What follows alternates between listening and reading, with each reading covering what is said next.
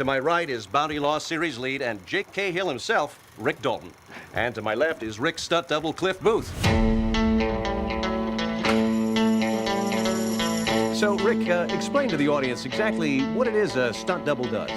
Actors are required to do a lot of dangerous stuff. Cliff here is meant to help carry the load. Is that how you describe your job, Cliff? What, carrying his load? Yeah, it's about right. My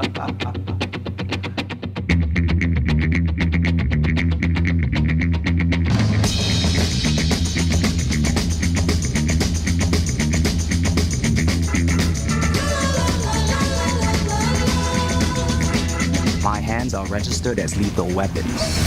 We get into a fight, I accidentally kill you. I go to jail. Anybody accidentally kills anybody in a fight, they go to jail. It's called manslaughter.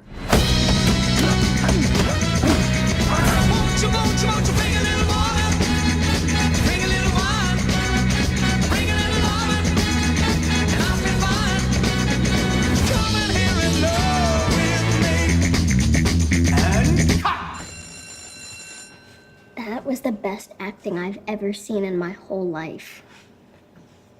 Like you.